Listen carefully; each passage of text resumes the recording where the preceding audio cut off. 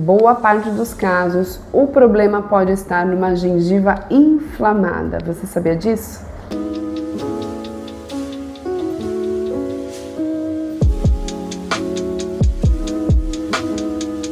Antes de mais nada, curte esse vídeo e segue aqui para não perder mais nenhum conteúdo como esse, porque aqui são 20 anos de experiência com mau hálito para ajudar você a resolver o seu mau hálito, a não ter mau hálito, enfim, ajudar até alguém próximo de você que tenha mau hálito e você não está aguentando mais.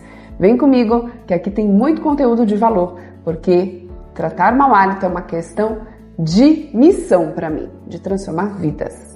O mau hálito persistente, ele é como se fosse um grito de socorro da sua gengiva inflamada. Muitas vezes está acontecendo uma inflamação no lugar que você não vê, que você não enxerga, que você às vezes não limpa. E eu vou dar para vocês aqui um direcionamento sobre um exame que é essencial que o dentista realize na avaliação para entender se de fato a sua gengiva está inflamada ou até se você já está tendo perda óssea. Pois é. Nós temos inicialmente um problema de inflamação gengival chamado gengivite, que se não tratado, não resolvido, vai evoluir para um problema chamado periodontite. E aí está um problema ainda pior, que é a perda óssea. Na periodontite, além da inflamação da gengiva com sangramento, inchaço, mau hálito, a gente vai ter aí a perda de osso, isso mesmo. O osso fica embaixo da nossa gengiva, segurando o dente.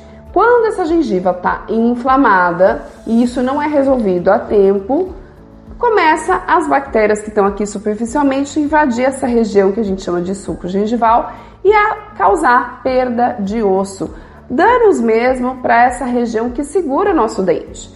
Então, com a perda óssea, o seu dente tende a ficar mole, ele vai tendo uma mobilidade e muitos pacientes chegam a perder um dente que tá maravilhoso, sem cárie, lindo, maravilhoso, mas que fica mole. E aí que tá o grande problema, porque a periodontite, ela é irreversível, é um problema que é muito difícil a gente tratar. Tem tratamento? Tem, mas quando começa a ter perda óssea, esse osso ele não volta mais.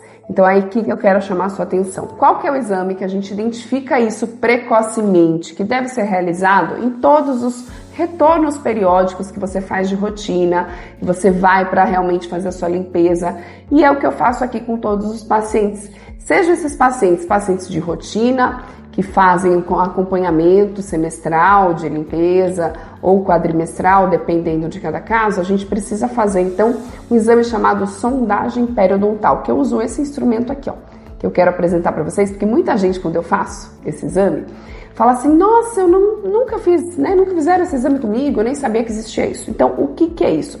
Isso é chamado de sonda periodontal. A gente precisa encaixar, é uma reguinha que tem aqui milimetrada, tá? Não sei se vai dar para vocês verem aqui no vídeo, mas aqui tem uns pontinhos marcando milímetros, tá?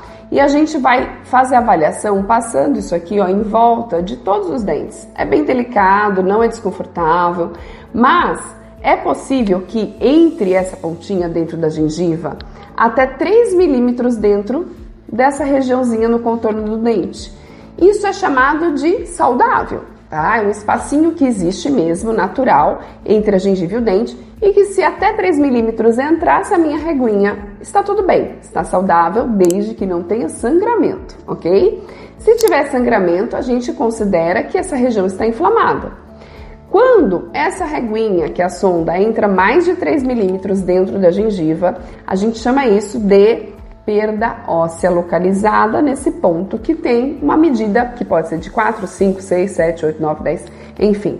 A gente tem aí, já peguei casos, né, de até 10 milímetros de profundidade de sondagem, onde nessa região significa perda óssea bastante evidente. E muitas vezes o paciente não sente nada, não dói, não sangra. Geralmente, quando está contaminado, vai ter um sangramento, mas a gente precisa de uma radiografia para conciliar as informações e propor o melhor tratamento para cada paciente. Sim, isso precisa ser tratado.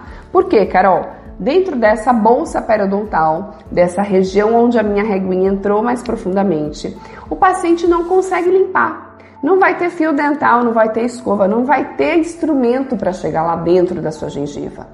Muitas vezes, O paciente está convivendo com isso há muito tempo e eu já trago aqui para vocês que a literatura apresenta essa situação como sendo a segunda mais relevante, mais frequente como causa de mau hálito de origem bucal. Pois é, bolsa periodontal, doença periodontal, gengivite, inflamação de gengiva, tá tudo no mesmo pacote, tá? Uma coisa que não resolvida vai evoluindo para outra e que o paciente vai tendo maiores consequências, inclusive o mau hálito. Pois é.